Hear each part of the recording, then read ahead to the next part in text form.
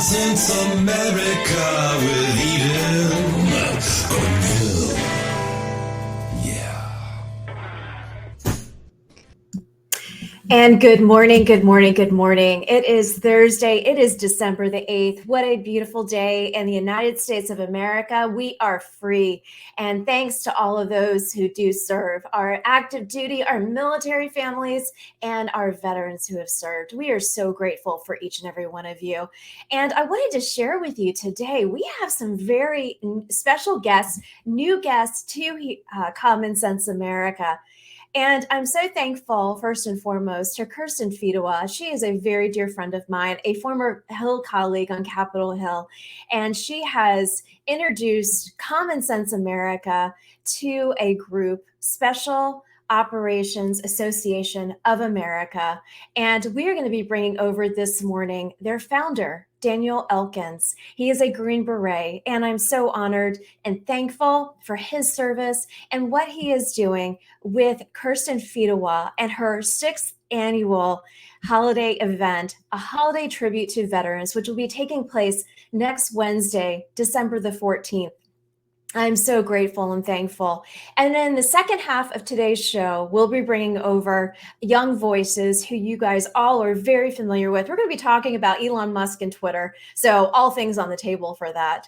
And then also I wanted to just send out a message to you guys. Save the date for tomorrow. We are bringing another new feature to our Veteran Friday special, and that is the Mozart Group. They are on the ground working on the Ukrainian humanitarian effort, thanks to our dear friends and family here in Eastern North Carolina. For all of those who are tuning in here at Common Sense America, I want to first thank our veterans, our military community here in Eastern North Carolina. We have Camp Lejeune, we have Cherry Point, we have New River Air Station, and 2 hours away, we have Fort Bragg. So to each and every one of you, thank you. Also to the Coast Guard who are serving here, and also to Seymour Johnson Air Force Base. We have such a jam-packed show today. I don't want to waste too much more time in my opening segment, but I just want to make sure you guys got up this morning, you got to listen to the show, and we are talking about our veterans. We're talking about women's health.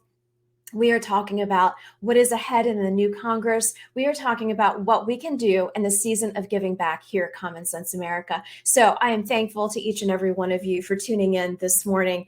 We have a jam-packed show. So I'm going to bring over to the show, and also, as you were watching this segment, make sure you go to the link below.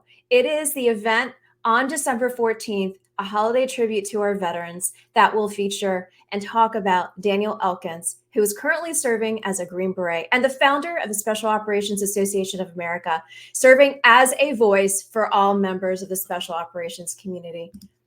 Good morning, Daniel. Thank you so much for joining. Welcome to Common Sense America. It's great to meet you. Thank you so much for having me on the show today.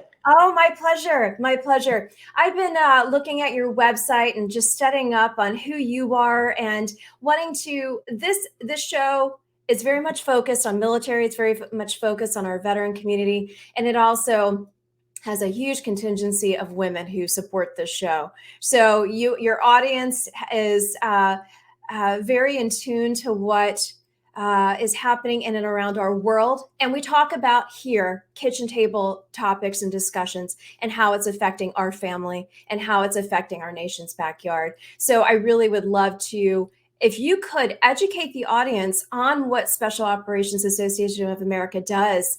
And from there, I'd love to talk about the collaboration point with Kirsten Fedewa. And then we can also, I want to hit some of the women's topics of what you do on the Hill, and we can talk some legislation as well. So welcome to the show. Hey, thanks again for having me on the show and for that gracious introduction. Sure.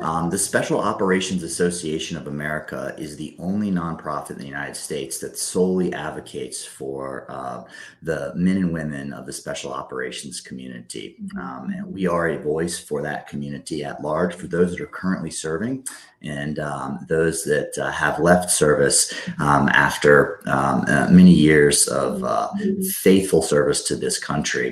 Mhm. And we really have four programs or pillars of things that we do. The first one is advocacy. So we advocate for better equipment, better training, better care and transition, things like TBI, spinal cord injuries, suicide. This community is one that has a suicide rate that's 30% higher than the rest of the military. And a lot of people don't know that. When you consider the small force, we account for roughly 6% of the standing military. Yet over the last 10 years, we've accounted for nearly 60% of all combat deaths and roughly 80% of all combat missions worldwide. Okay. So it's a highly mobile and force Yes. that's deployed often. So we want to advocate for these groups of people. We also do security advisement. So we believe that it's important to get operators with dirt under their fingernails that have the ground truth and elevate their voices to the highest levels of government to help people make better decisions that ultimately protects our country. The third leg of the table, if you will, the third program we have is, closing the military-civilian divide through storytelling.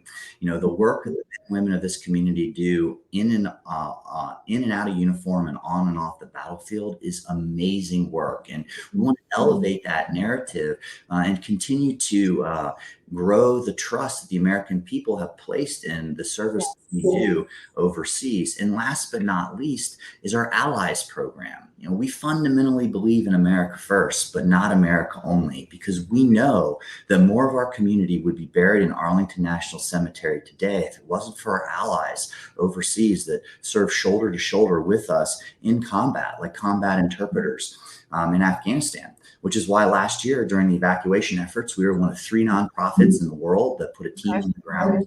We helped evacuate 500 American blue passport holders, thousands of Afghans. We chartered several aircraft last year, had a network of safe houses. And then when Ukraine started, we were asked by the Ukrainian government to come over and help. And I've spent probably out of the last 9 months, at least 4 or 5 months in Ukraine. Oh, wow. Okay. So you did hear my intro. We will be having the Mozart Group come on tomorrow to talk about their efforts.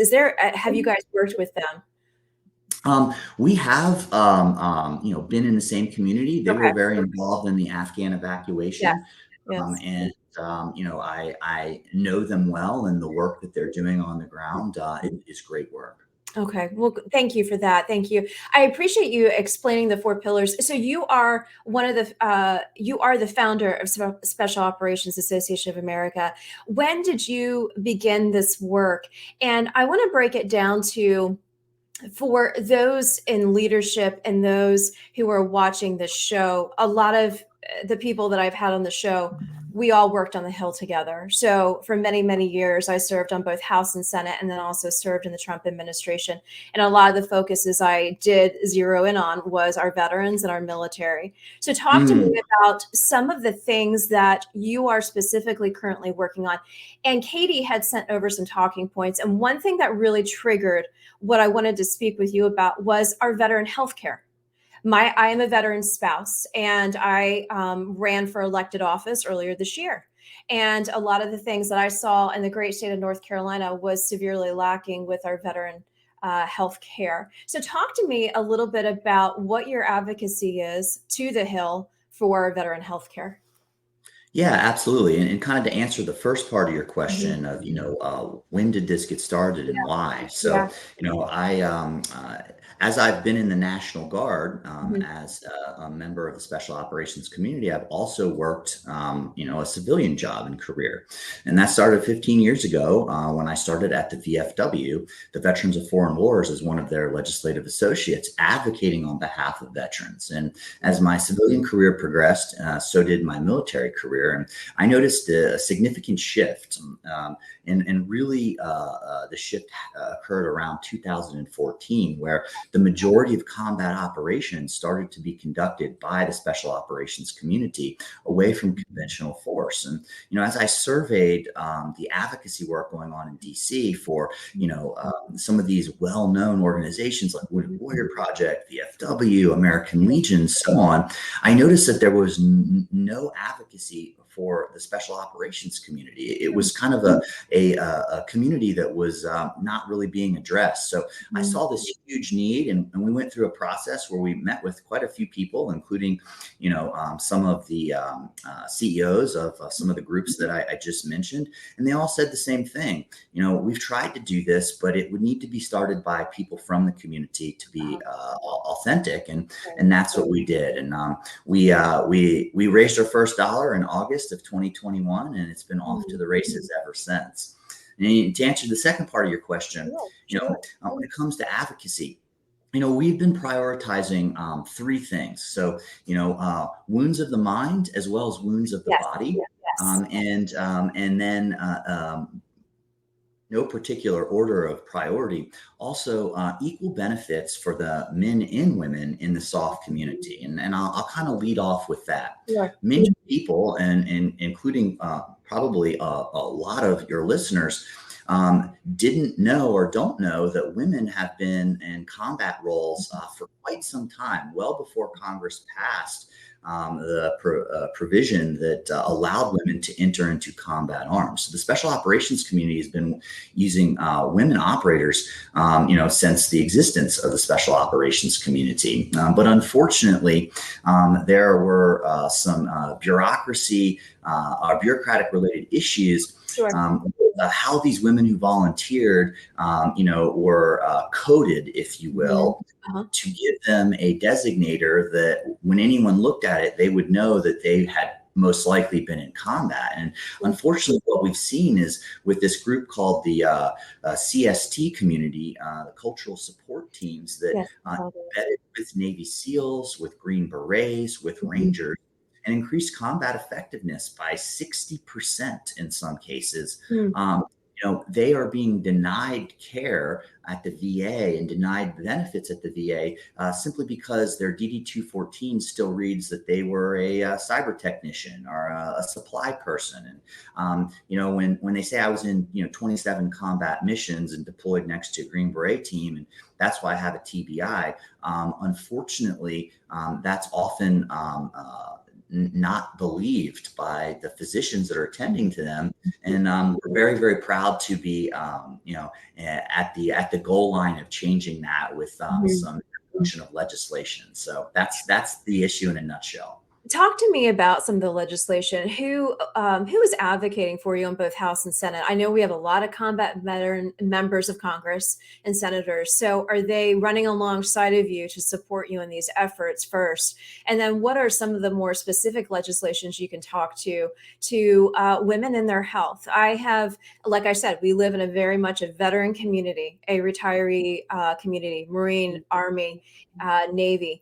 And some of the stories I've heard from our younger veterans, specifically female veterans, they are being denied care. And that is of huge concern to me, from not just the male versus female, but the fact that why do we even have to even go down that path? And what are some of those ways that we can open up the floodgates? Because we could say to them, call your member of Congress, go to your local official. But is that really going to work? Is that really going to be the advocate? It's going to go through a lot of bureaucracy and a lot more headache. And these people could be, dealing with a certain health issue that's terminal. That's my bigger concern. And, I talked about this on the campaign trail when I was running. My husband, who his DD-214s are legit, everything was lining up. He was sick, and the VA here in the local area denied him care. They said, go to an urgent care. And I said to the nurse, what are you here for then? What are you here for? What is your purpose? Because you're not doing anything to help him. And you know what, COVID or not COVID, he didn't have COVID, but COVID or not, you're supposed to see these people. And so that really raised an awareness to me of how what is actually really happening. And I'm not here to bash the VA with you this morning. I'm just here to raise awareness on what we actually can do through, is it legislation, through the advocacy, through the women, and also with the women's health. Yeah, and those are some complex questions that we as an organization are in the trenches and dealing with every day. Yeah. We are lucky to have extreme bipartisan support on Great. Capitol Hill. And Congressman Hudson is one of our strongest Yes. supporters, Yes, Richard as Hudson. as well as Senator Tillis. And we also have former members from the special operations community that are currently serving in Congress. So, and recently elected members of Congress. Yes. So, Morgan Luttrell Yes. is on my board, and he is a huge advocate. Congressman Waltz from Florida, Yes. serving Green Beret as well. Yes. Huge advocate. Congressman Green, is a huge advocate, a former 160th pilot. Senator or Congressman Crow from Colorado. He is a huge advocate, and the list just kind of goes on and on. But we have received a unique opening because I believe that members of Congress and their staff, when they hear that Green Berets, Navy SEALs, Rangers are going to be coming in to talk about the ground truth, they know what that means, and they welcome that feedback. No, that's really good to hear. So talk to me. I want to talk a little bit about Kirsten Fedowa's event. And I'm going to be putting this up on the screen. Holiday Cocktails of this and Songs of the Season with tenor Anthony Kearns. It's going to be Wednesday, December the 14th. And it's featuring guests like you, members of Congress, and beautiful service dogs from the American Humane Society. Talk to me about some of the stories that you're going to be sharing with the attendees. I have been a participant over the years and a supporter and a donor. And so what will you be sharing with the attendees in this holiday service to tribute to our veterans? Yeah, absolutely. I think there's going to be some great discussion and conversation about Ukraine. I spent all of October there, and when that particular trip, I was primarily auditing the accountability process of military hardware. And there's a lot of disinformation about corruption within Ukraine. And we evaluated it and took a very, very detailed approach because we really wanted to be able to present that process, whether it was good or not, to members of Congress and people in the administration, as well as people in DoD. And what we found, it was a bifurcated, I would say, set of accountability, in Ukraine. So unfortunately, people who are donating money for humanitarian aid, I would still assess that there's significant issues of corruption, and a lot of that money, or the aid that gets purchased with that money, may not be going to the people who it's intended for. However, what we found was an elaborate, complex accountability system for all military equipment and hardware that was almost so robust that it slowed down accountability, or it slowed down combat operations. And and asking why, people in the Ukrainian government understand that if they lose accountability of these things, and God forbid it gets sold on the black market, and it gets acquired by terrorists, the international community may completely stop supporting the war effort. And this war effort is really an effort against democracy and tyranny. And firmly stand with our Ukrainian allies and believe we should continue to support the effort that's going on there. Are there I'll give you this example and tell me how much you can. My husband said to me, he's like, if we weren't married, I would be going over right now to do what I can. And, I'm sure there's a lot of stories like that. My neighbor is one as well. He was in the 82nd. He was an officer in the 82nd, and he went over for the past couple of months. Are you seeing a lot of that from those who are retired and saying, you know what, I'm going to go. I'm going to go volunteer my time. Is that what you guys are also doing since you've been over there? Yeah, I do see a fair number of former military that wants to get involved and wants to aid. As an organization, we don't advocate for that. I would say you've served your country enough. You don't need do that. We're going in more of a capacity that is adjudicated and coordinated with DoD and with Okay. the State Department. Okay. It's just not on our own. Right. We understand that there's a lot of legal parameters Yes. that go on with working in that country. So, we have host nation agreements. We have coordination and approval from, the powers that be, and that's why we are able to continue to move and have access and placement in Ukraine. No, I appreciate what you are doing and your active work on the ground over there. I wanted to ask you something else from the veteran standpoint, as there is such a gap when the time has come to move on to the next season of life. And I see a gap for our veterans and the transition piece. Do you also play a role in that with your advocacy and your policy to kind of fill in that gap? You said in 2014 you saw some things just weren't all there. And so now currently is that something else that you are doing for your community that is then helping the men and the women who served to kind of get into that transition? Because I've heard so many stories of those who are transitioning out of the service. It's like, okay, what do we do now? And that is, and we talked, and the mental health piece is huge. The mental health piece is huge. And you even said yourself the suicide rate's higher. So is that something else you are facilitating and filling in that gap in that transition piece to kind of prevent that from happening? Yeah, absolutely. So the military's transition program, the Transition Assistance Program, or TAPS, has gone through many iterative, renditions on Capitol Hill, and I've been blessed with the ability to help write and advise some of that legislation, and that's meant across the board. But as far as the government program is concerned, I think it merits continued oversight and modification. Conversely, with the special operations community, that transition program is just not an ideal fit. Right. We're talking about service members who have significant levels of experience, are capable, often have led interagency teams, been entrusted with millions of dollars, sometimes cash.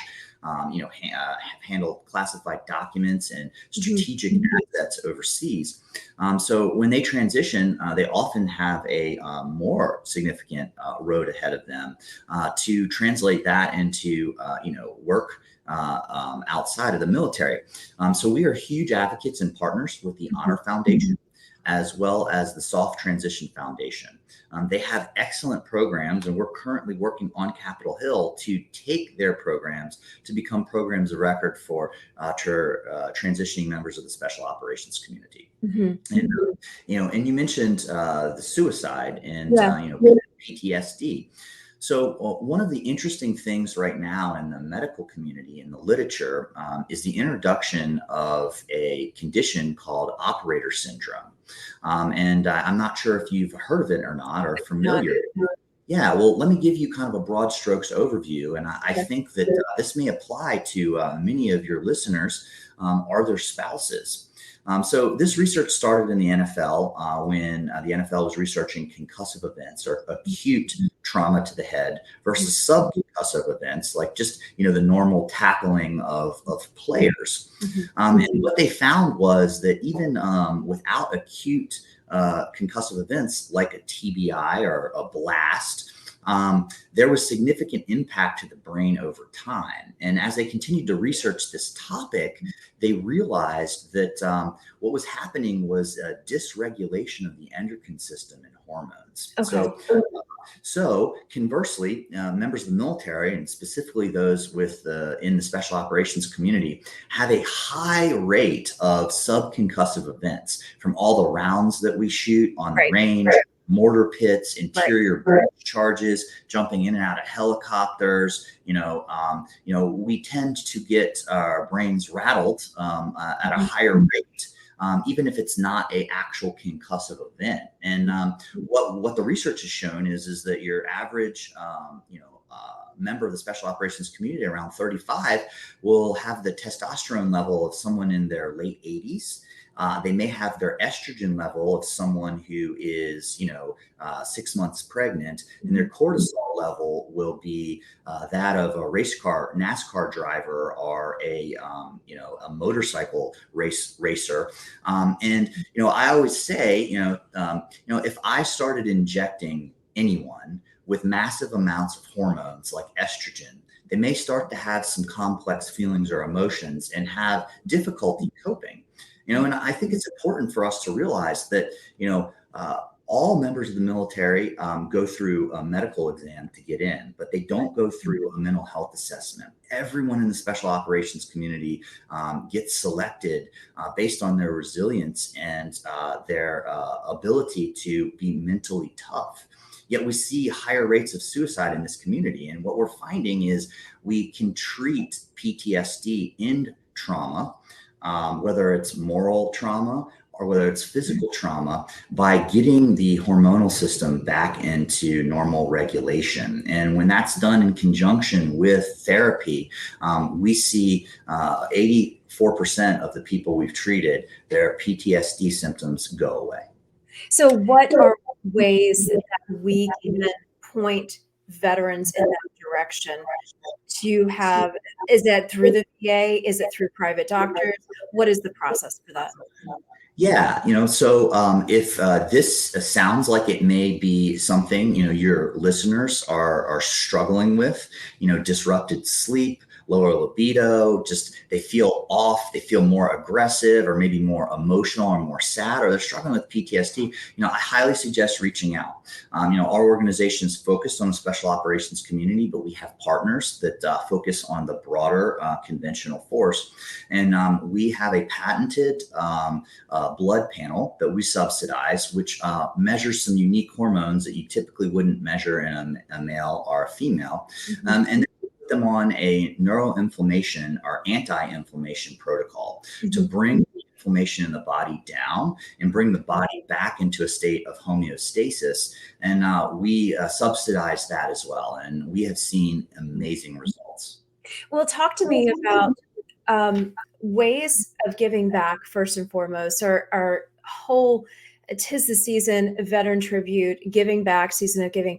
What are ways that we, the audience, can help Special Operations Association of America get involved? I do have the website at the bottom on the lower ticker, as well as the December 14th event. But what are ways that we can get involved? Is it donating? Is it volunteering our time? Is it rallying and going with you guys to Capitol Hill? Is it advocating? What are ways that we can get involved to serve?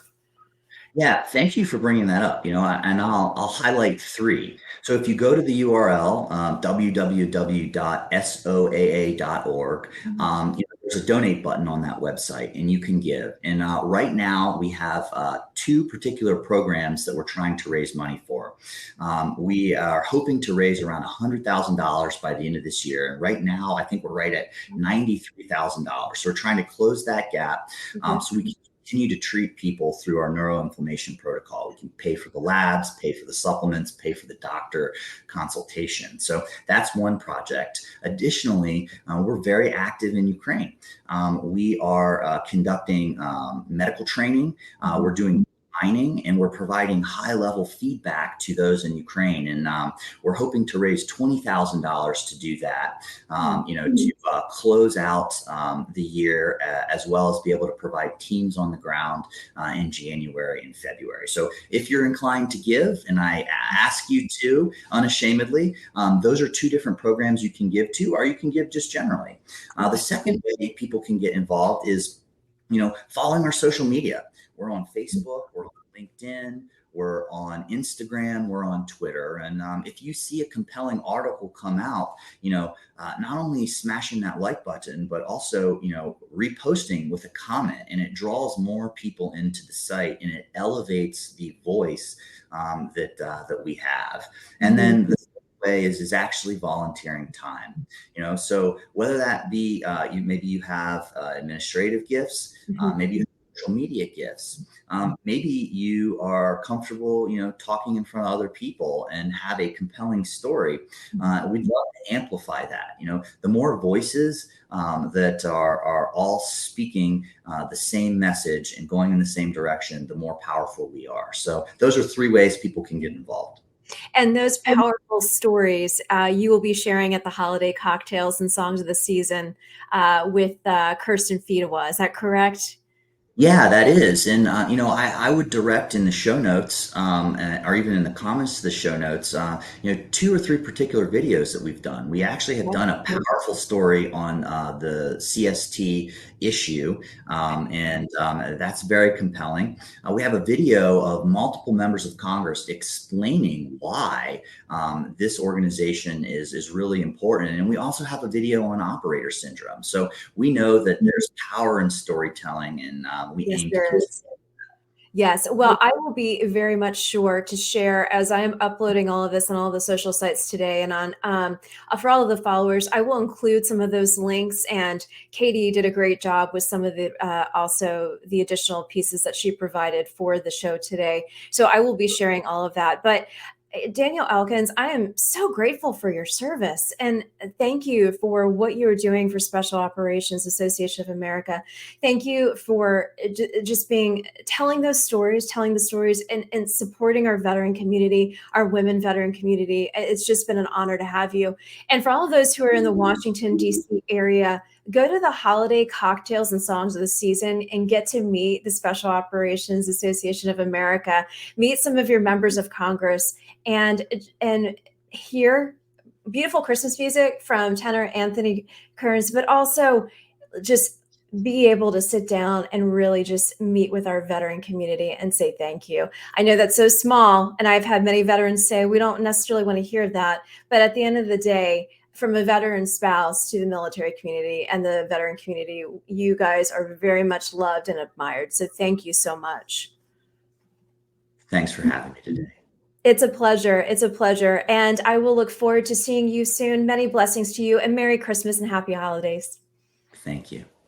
Bye-bye.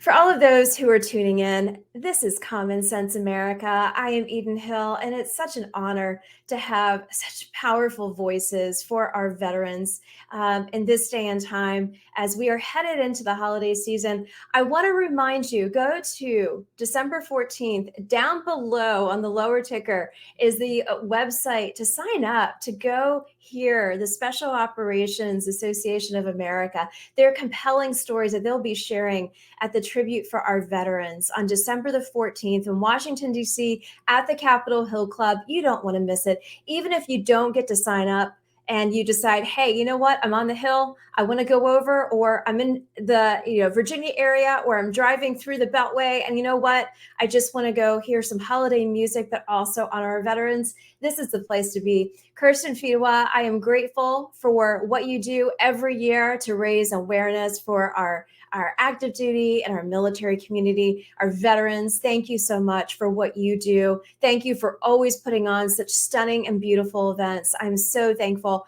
for you and your friendship. On that note,